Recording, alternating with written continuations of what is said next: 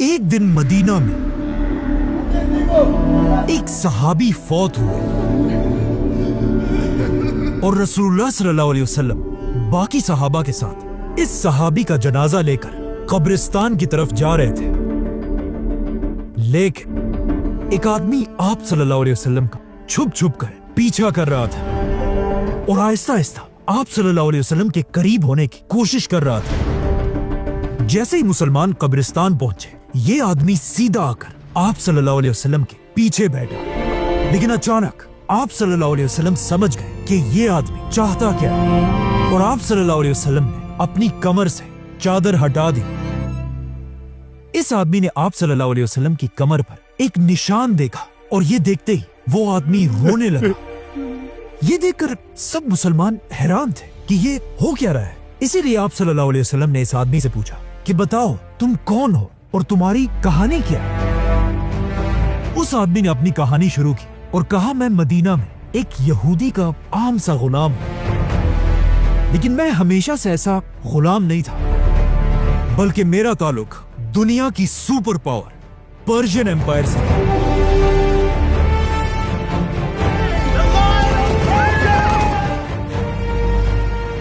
जहां मेरा बाप एक बहुत बड़ा सरदार था। ये आदमी आगे जाकर एक बहुत बड़ा सहाबी बना और इनका नाम था सलमान फारसी।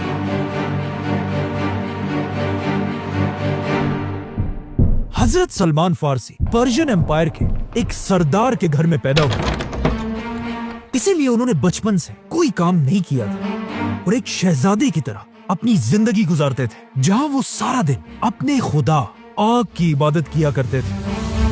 क्योंकि उस जमाने में पर्शियन एम्पायर का रिलीजन ज़ोरास्ट्रियन था, जिसमें लोग आग को पूजते हैं। इसीलिए हजरत सलमान फारसी भी इसी आग की इबादत करते थे। जब सलमान फारसी जवान हुए, एक दिन उनके बाप ने उन्हें घर से बाहर किसी काम पे भेजा। रास्ते में उन्हें एक बिल्डिंग नजर आई और उस बिल्डिंग से कुछ अजीब आवाजें आ रही थी। जब वो इस बिल्डिंग के अंदर गए, उन्होंने देखा कि कुछ क्रिश्चियंस अपने खुदा की इबादत कर रहे थे। हजरत सलमान को उनकी आवाज और इबादत करने का तरीका बहुत पसंद आया। उन्होंने अपना सारा दिन इसी चर्च में गुजारा और यहीं पर उन्होंने अपना रिलीजन छोड़कर क्रिश्चियनिटी कबूल की। और वो इतना इम्प्रेस हुए कि उन्होंने इन क्रिश्चियन से कहा कि मुझे बताओ ये रिलीजन आया कहां से है। उन क्रिश्चियंस ने हजरत सलमान फारसी से कहा कि अगर आपने सही क्रिश्चियनिटी सीखनी है तो आपको पर्शियन एम्पायर छोड़कर रोमन एम्पायर की तरफ जाना होगा।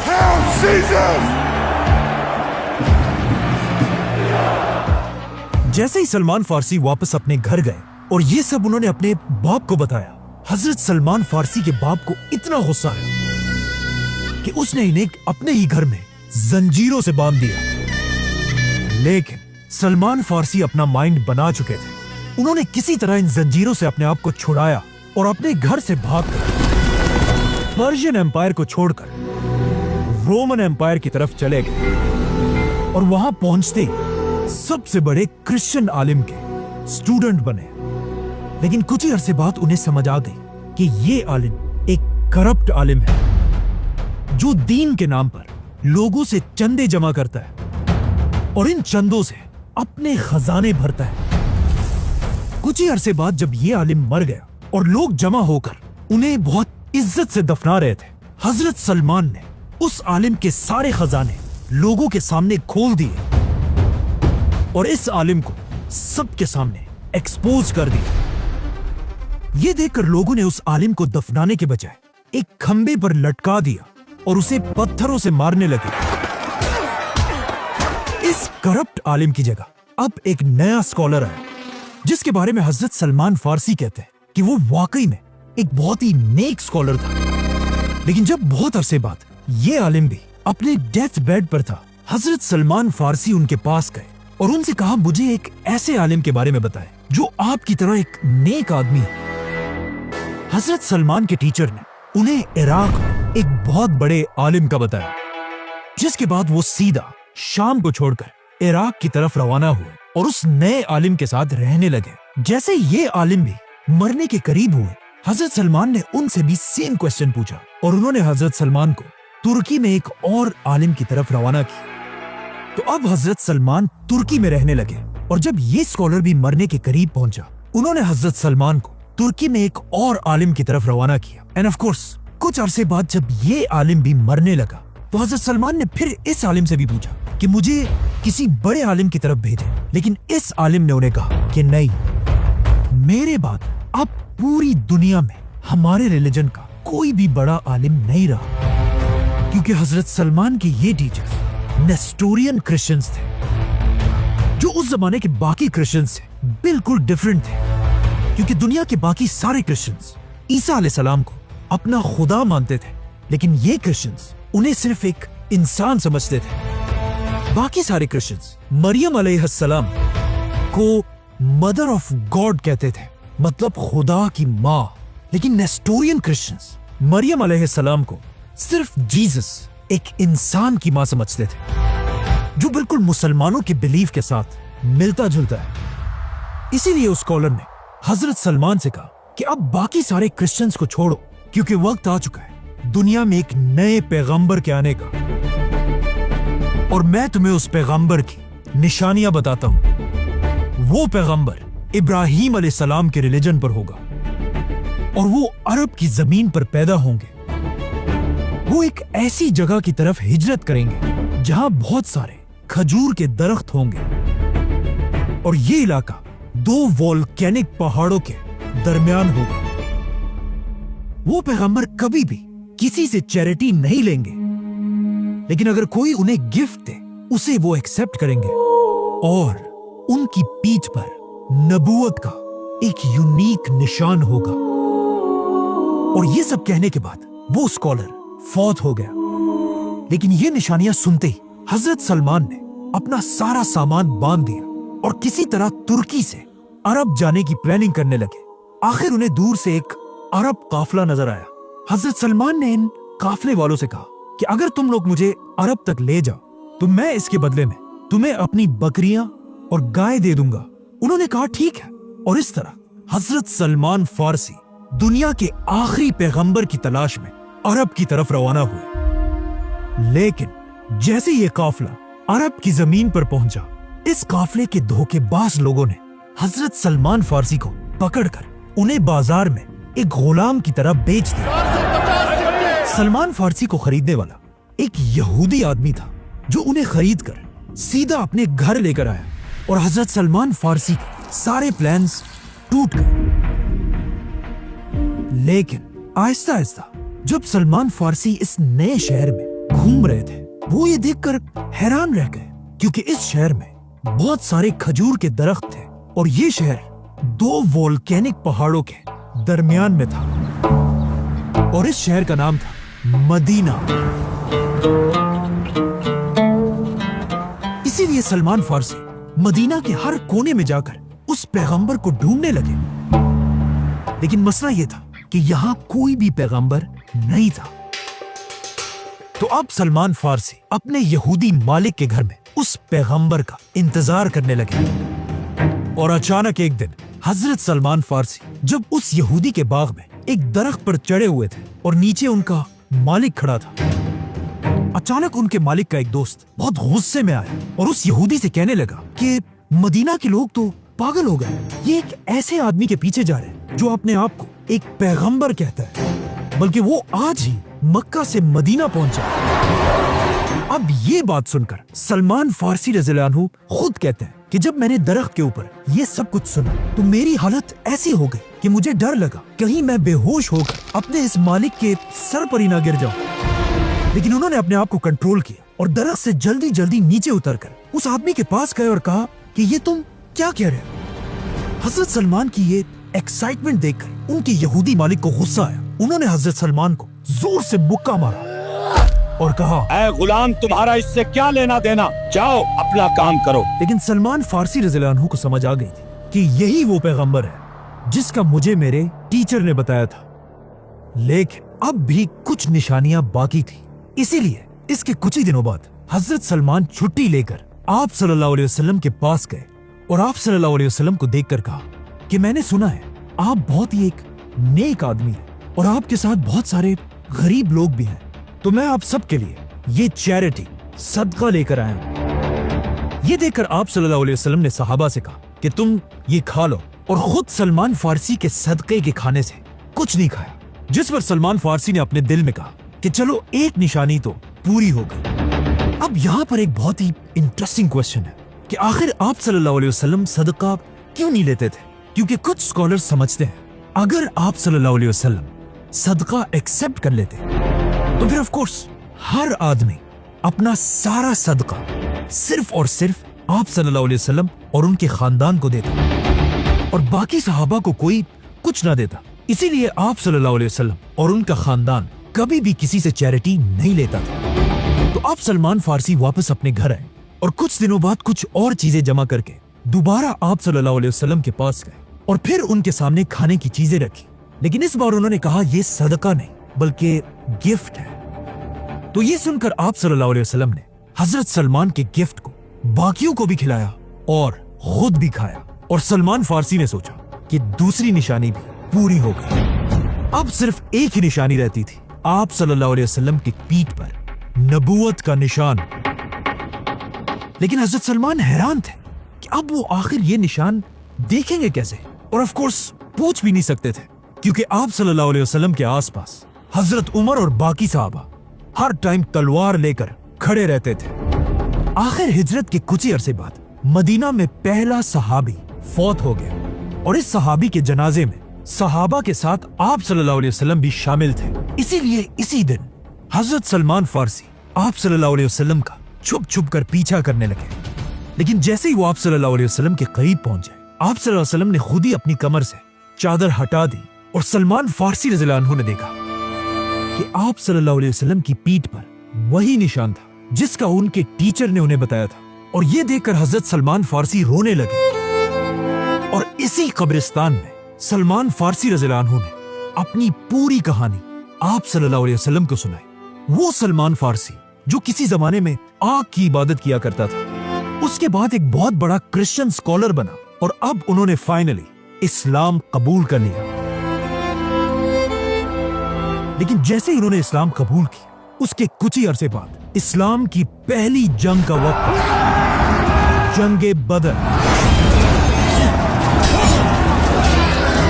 अब एक तरफ जब मुसलमान बदर में बहादुरी से लड़ रहे थे, हजरत सलमान इस जंग के बजाय मदीना में अपने मालिक के घर में थे और उनका दिल तो बहुत चाह रहा था बदर की जंग में जाने के लिए, लेकिन उनके यहूदी मालिक ने उन्हें इजाजत नहीं दी। बल्कि जंगे बदर के बाद जब जंगे ओहद का वक्त आया, तब भी उनके मालिक ने उन्हें जंग में जाने की इजाजत नहीं दी। लेकिन आखिर बदर और ओहद की जंगों के बाद एक दिन रसूलुल्लाह सल्लल्लाहु अलैहि वसल्लम ने हजरत सलमान को अपने पास बुलाया और उनसे कहा, जाओ और अपने यहूदी मालिक से अपनी आजादी की कीमत पूछो। इस वक्त मदीना के यहूदी मुसलमानों से नफरत करते थे और मुसलमानों की इस मदीना की रियासत को हर तरह कमजोर करने की कोशिश करते रहते थे। और जब मुसलमान इनसे कुछ खरीदते थे, यहूदी उसे डबल और ट्रिपल प्राइस में बेचते थे। जैसे कि हजरत उस्मान ने एक आम सा कुआं एक यहूदी से बहुत ही महंगा खरीदा था, तो अब जब हजरत सलमान अपने यहूदी मालिक के पास आए, तो उन्होंने भी मुसलमानों को कमजोर करने के लिए हजरत सलमान की प्राइस 40 ओकिया सोना बताया, जो आज करोड़ों रुपए बनते हैं। और इसके अलावा 300 खजूर के दरख्त। जब आप सल्लल्लाहु अलैहि वसल्लम को इस कीमत का पता चला, उन्होंने अपने सारे सहाबा से कहा कि अपने भाई सलमान की मदद करो। सारे सहाबा ने मिलकर हजरत सलमान को खजूर के पौधे दिए, यहां तक कि 300 खजूर के पौधे जमा हो गए, जिसमें सबसे ज्यादा पौधे ऑफ कोर्स हजरत उस्मान रज़ियल्लाहु अन्हु ने दिए थे। बल्कि इन 300 दरख्तों के लिए जमीन भी हजरत उस्मान ने अपने पैसों से खरीदी थी। जिसके बाद रसूलुल्लाह सल्लल्लाहु अलैहि वसल्लम ने उस यहूदी को सोना भी दिया और इस तरह हजरत सलमान फारसी मुसलमानों की मदद से आजाद कर दिए गए। और हजरत सलमान जो असल में पर्शियन एम्पायर से थे, अब उन्हें मदीना में सिटीजनशिप मिली। मतलब उस जमाने में एक आम मुसलमान को आसानी से मदीना की सिटीजनशिप मिल जाती थी। لیکن آج کل کے عرب ممالک میں کوئی بھی مسلمان نیشنلٹی لینے کا سوچ بھی نہیں سکتا۔ جیسے ہی سلمان فارسی آزاد ہوئے، مسلمانوں کی تیسری بڑی جنگ کا وقت آیا، جنگ خندق۔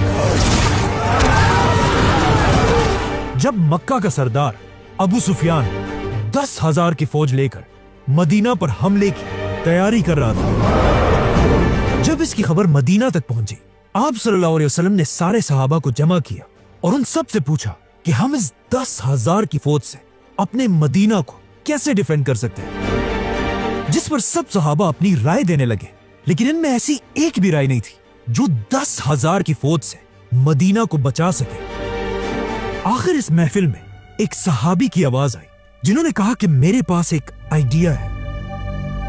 آج سے بہت سال پہلے جب میں سپر پاور پرشین امپائر میں رہتا تھا اور جب بھی کوئی بڑی فوج ہم پر حملہ کرتی تھی، ہم اپنے آپ کو بچانے کے لیے اپنے شہر کے باہر ایک خندق ٹرینچ کھودا کرتے تھے تاکہ چاہے دشمن جتنا بھی بڑا ہو وہ اس خندق کو کراس نہ کر سکے۔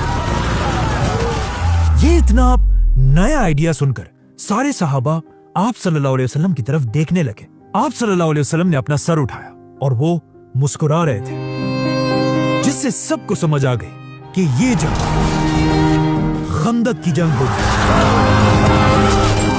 مدینہ کے مسلمان حضرت سلمان کے اس آئیڈیا سے اتنا امپریس ہوئے، جس پر مدینہ کے انصار کہنے لگے سلمان ہمارے گروپ سے ہے، کیونکہ وہ ہجرت سے پہلے مدینہ میں رہا کرتے تھے۔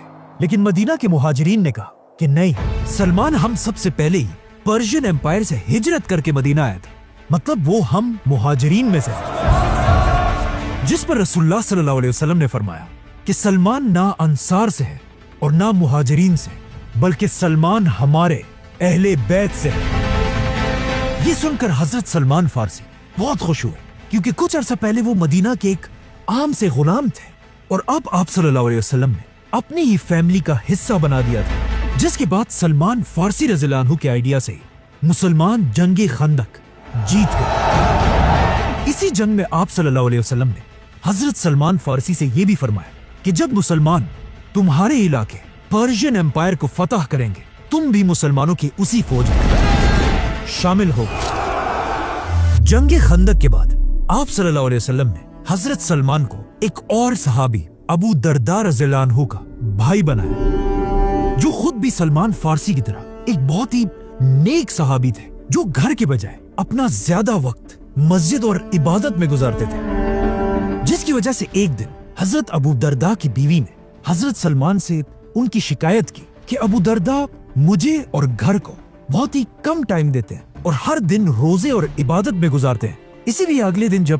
حضرت ابو درداء اپنے گھر آئے اور جب کھانے کا وقت ہوا، حضرت ابو درداء نے کھانا نہیں کھایا اور کہا میرا روزہ ہے، لیکن سلمان فارسی رضی اللہ عنہ نے ان سے کہا کہ اپنا روزہ توڑو اور کھانا کھاؤ۔ حضرت سلمان کی بات پر مجبوراً ابو درداء نے کھانا کھا لیا اور اپنا روزہ توڑ دیا۔ جس کے بعد جیسے ہی رات ہوئی اور جب سب سونے لگے، حضرت ابو درداء اٹھے اور عبادت کرنے لگے، جس پر حضرت سلمان نے انہیں دوبارہ روکا کہ بس کرو، اب سو جاؤ، تم پر اللہ کا حق تو ہے، لیکن تمہارے جسم اور تمہاری بیوی کا بھی تم پر پورا حق ہے۔ اگلے دن ابو درداء سیدھا رسول اللہ صلی اللہ علیہ وسلم کے پاس گئے اور ان کو یہ ساری کہانی سنائی کہ کیسے انہیں سلمان فارسی نے نماز اور روزے سے روکا ہے، لیکن آپ صلی اللہ علیہ وسلم نے بھی ابو درداء سے کہا کہ سلمان نے بالکل سچ کہا ہے۔ حضرت سلمان کی اسی ذہانت کی وجہ سے حضرت علی رضی اللہ عنہ انہیں اپنے دور کا لقمان حکیم کہتے تھے، اور رسول اللہ صلی اللہ علیہ وسلم نے بھی حضرت سلمان کو اپنے کلوز ایڈوائزرز میں سے بنایا تھا۔ بلکہ جب رسول اللہ صلی اللہ علیہ وسلم پہلی بار دنیا کے سارے بادشاہوں کی طرف لیٹرز بھیج کر انہیں اسلام کی دعوت دے رہے تھے، اس وقت کے پرشین بادشاہ خسرو کی طرف لیٹر بھی حضرت سلمان نے ہی لکھا تھا، بلکہ حضرت سلمان فارسی نے آپ صلی اللہ علیہ وسلم کی زندگی میں ہی پہلی بار قرآن فارسی زبان میں لکھنا شروع کیا تھا، اور اس طرح حضرت سلمان فارسی رضی اللہ عنہ آپ صلی اللہ علیہ وسلم کے آخری دن تک ان کے سب سے قریبی دوستوں میں سے رہے۔ بلکہ صرف یہاں تک نہیں، آپ صلی اللہ علیہ وسلم کی وفات کے بعد بھی حضرت سلمان خلافت کے سب سے بڑے جنرلز میں سے تھے، یہاں تک کہ جب حضرت عمر مسلمانوں کے خلیفہ بنے रसूलुल्लाह सल्लल्लाहु अलैहि वसल्लम की हदीस पूरी होने का टाइम आ चुका था, क्योंकि हजरत उमर ने जब पर्शियन एम्पायर के कैपिटल पर हमला करने का फैसला किया, उन्होंने हजरत सलमान फारसी को भी इसी फौज में जाने का हुक्म दिया। तो अब सलमान फारसी रज़ियल्लाहु अन्हु, जो इससे बहुत साल पहले पर्शियन एम्पायर को छोड़कर मदीना की तरफ आए थे, अब मदीना की फौज का जनरल बनकर वापस पर्शियन एम्पायर की तरफ रवाना हुए। बल्कि कहा जाता है, जब भी मुसलमान पर्शियन एम्पायर के किसी किले को फतह करने जाते थे, पहले उस किले के लोगों से हजरत सलमान फारसी उन्हीं की जबान में बात किया करते थे और उन्हें कहा करते थे कि अगर तुम भी इस्लाम कबूल करोगे तो मुसलमान तुम्हें उतनी इज्जत देंगे जितनी मुझे देते हैं, क्योंकि मुसलमानों की खिलाफत में हर मुसलमान की इज्जत सिर्फ इस्लाम से होती है, किसी रंग, कंट्री या नस्ल से नहीं। लेकिन जब उन्होंने सलमान फारसी की बात नहीं मानी, सलमान फारसी रज़ियल्लाहु अन्हु ने मुसलमानों की पूरी फौज के साथ पर्शियन एम्पायर के कैपिटल पर हमला किया और उसे फतह कर लिया,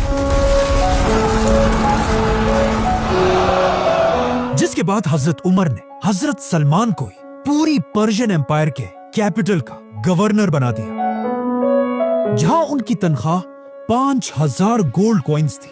लेकिन वो अपनी इस पूरी तनख्वाह को हमेशा गरीबों में बांट दिया करते थे। और इतनी ताकत मिलने के बाद भी हजरत सलमान के पास अपना घर भी नहीं था। अब हजरत सलमान की उम्र भी बहुत ज्यादा हो चुकी थी, लेकिन फिर भी वो इंसाफ के लिए पूरी खिलाफत में किसी से नहीं डरते थे। यहाँ तक कि एक दिन मदीना में हजरत उमर सारे मुसलमानों को जमा करके उनके सामने खुतबे के लिए खड़े हुए।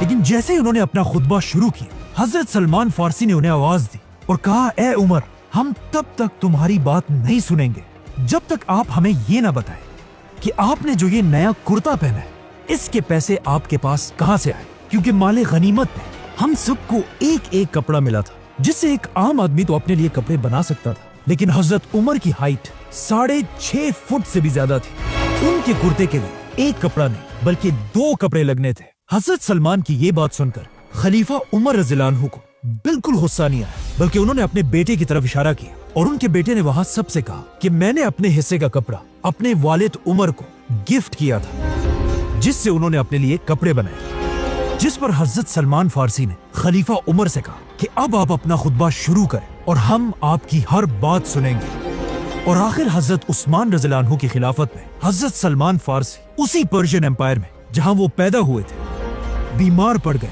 और अपनी जिंदगी के आखिरी दिन उन्होंने अपनी बीवी को अपने पास बुलाया और कहा, मेरी बेड के चारों तरफ एक अच्छी सी परफ्यूम डाल दो और जाकर घर के सारे दरवाजे खोल दो, क्योंकि मेरे पास कुछ बहुत ही इंपॉर्टेंट मेहमान आने वाले हैं, फरिश्ते। इस तरह सलमान फारसी, जो किसी जमाने में पर्शियन एम्पायर को छोड़कर छुपकर भागे थे, अब उसी पर्शियन एम्पायर के गवर्नर बनकर दुनिया से चले गए। सब्सक्राइब।